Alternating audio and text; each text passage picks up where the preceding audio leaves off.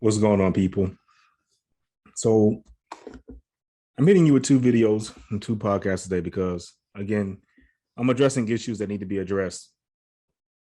Now, a couple of days ago, last week, as a matter of fact, you heard about the disappearance of a 2-year-old baby out of Baton Rouge, Nevaeh Allen. Then it was Monday, we heard that her lifeless body was found in a river in Mississippi. Needless to say, this is something that has struck the community hard, as it should.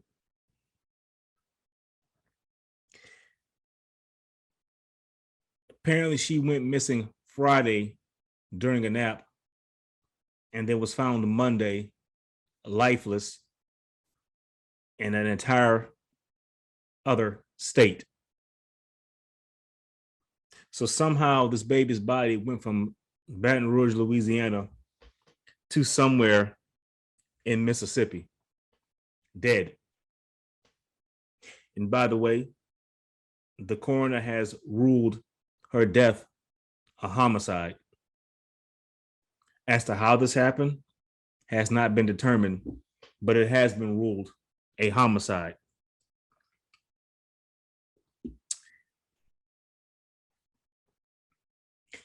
The idea that we're reading the story of a 2-year-old baby girl who went to take her afternoon nap and was to never wake up again is traumatizing.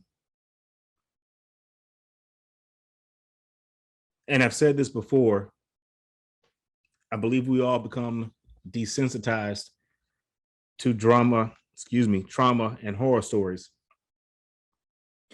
See, Nevaeh was left in the care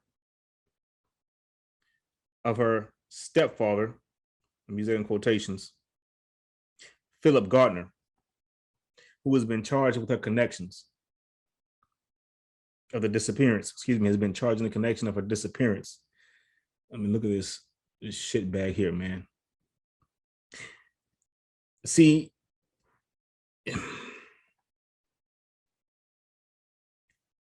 how is this possible? She went missing on Friday, was reported by her older siblings when they came home from school, saw the door open and the Nevaeh wasn't there. And the last person left to care for her was unquote unquote stepfather, Philip Gardner.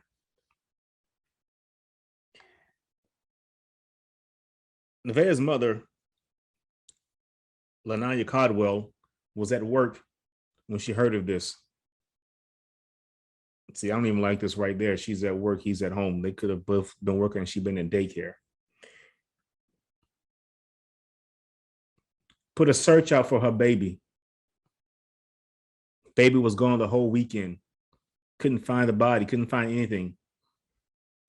And then come to find out her body was found Monday in a river somewhere in Mississippi. Now, when authorities questioned Gardner, he admitted to disposing the body without authorization. And then his story changed twice as to how he disposed of the body.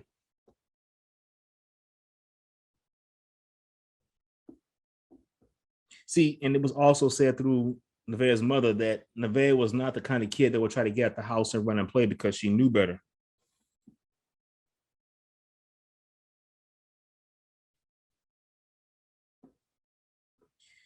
And then now, when investigations happen further, Philip Gardner's mother chimes in and says, I can't see my son hurting a child. It's always those type of mothers. Not my baby. He a good boy. My baby didn't do nothing. Your baby was the last grown adult seen around or had the care of a 2-year-old child who is somehow now dead in another state. Let that sink in for a minute. And right now, he's just charged in connection with her disappearance, a person of interest. He actually hasn't actually been convicted of anything, but right there, that's enough for me. You the last a grown man adult around a child, and then the child somehow disappears on a Friday and isn't found till Monday dead.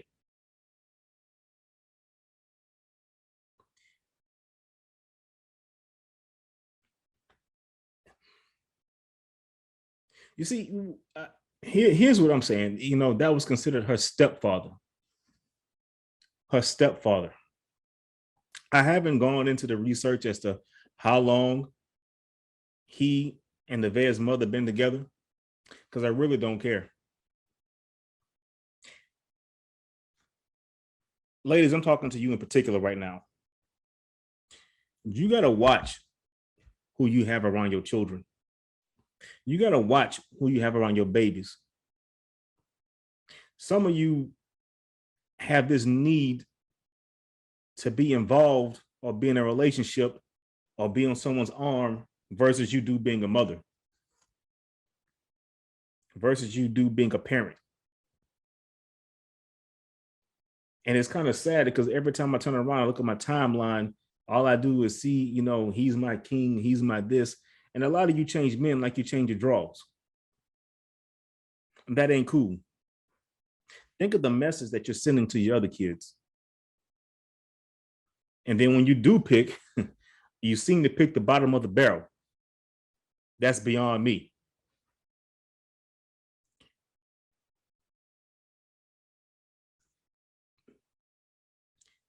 Why do you have around your children?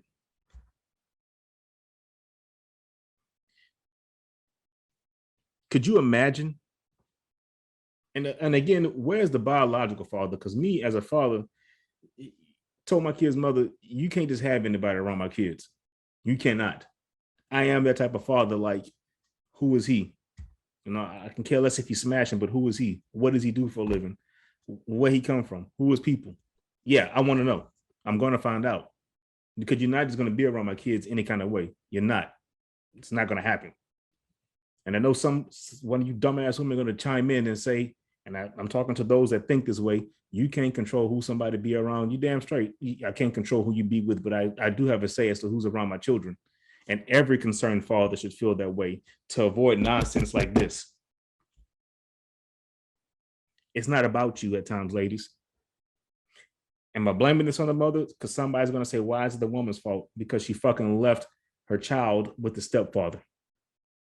How do I know she couldn't afford daycare? It's none of my concern. Precautions should have been taken before you just leave your baby with somebody that you're involved with and not married to, because that's quote unquote her stepfather. I'm not here for the excuses when it comes to something like this. We got to take better precautions. And now a mother has lost her child. Someone out there, a biological father, has lost his 2-year-old baby. A grandmother has lost her grandchild. And now, once again, people, everybody's looking at our community as to what's going on with them. A 2-year-old child.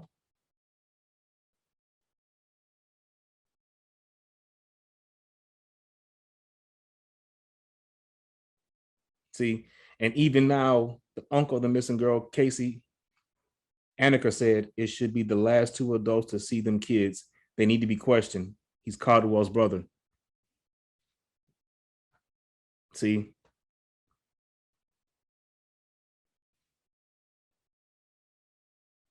the uncle saying he think everybody should be questioned. The last 2 adults to see that baby, everybody that was in their room, everybody that was walking down the stairs, because it doesn't make any sense. See, that's a concerned uncle.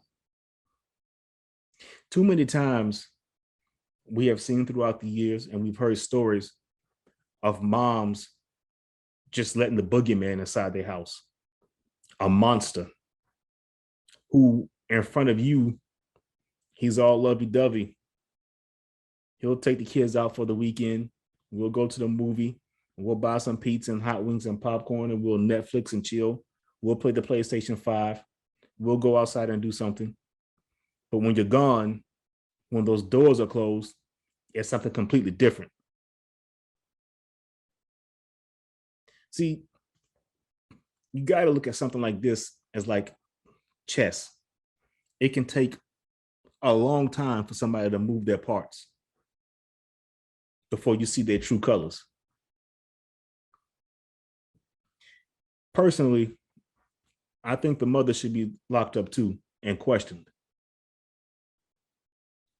along with the boyfriend, the quote unquote stepfather. And I don't want anybody chiming in and thinking that because I started off as a stepfather and I would never hurt any of my children. But something like this, negative ghostwriting. I mean, when you have children and you decide to move on with your life and start a relationship, you should vet that person before they meet your children. You can let them know ahead of time, look, I have kids. You're not my first priority. My kids come first. No, you cannot meet them. X, Y, and Z. But a lot of times, some ladies, you jump into a situation where you want to play house, or you want to feel loved, or you don't want to go through life alone after you have a child because it can become difficult, and you forget that that child's safety is paramount. Their happiness supersedes yours. Their safety supersedes yours. You may not like it, and I'm not here to debate that with you all. But you think about that 2-year-old baby who's no longer with us anymore. Will never have another Christmas. Will never have a birthday. Won't even get a chance to go to the first day of school. Won't be able to chance to celebrate holidays and birthdays with their older siblings. Think about how those older siblings feel that their 2-year-old sister is no longer with us and nobody has an answer for them.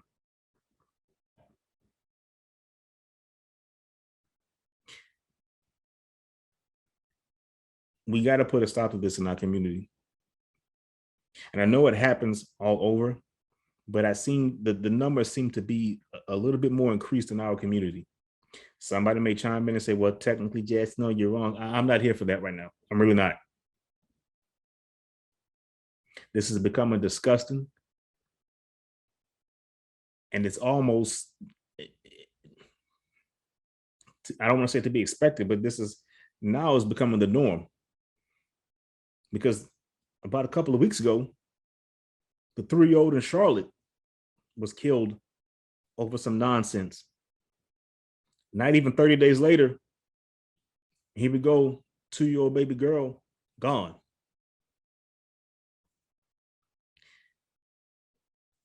If you don't care about yourself, at least care about your children. I hope, and again, here's where the stop snitching shit needs to fly out the window. If somebody knows something, say something. Because I hope once they find out who did this bastard is thrown underneath the jail, never to see the light of day again. You all go, if you have children, nieces, nephews, go to them, hug them, tell them you love them, make sure they stay safe. Make sure they're loved and cared for. If a kid tells you they feel uncomfortable about something, if a kid is giving you a sign that something's not right, if they start acting weird when certain people are around, if their vibe changes in a particular environment, don't just take it, and brush it off and tell them to go somewhere, get at your face, look into it. Because you can never know what's going on behind closed doors. Kids have a feeling of picking up on a vibe that most adults don't do. They still pure. So trust me, when a kid is acting out, it's normally not just for any reason. There's a reason behind it. There's a method behind the madness. You all got to watch out for your children, man. There's a lot of strange and sick people out there. There's a lot of demons going around that seem to be jumping from body to body, situation to situation. But we can talk about that one another time. You all take care of yourselves. Excellence over excuses. I'll holler at y'all later.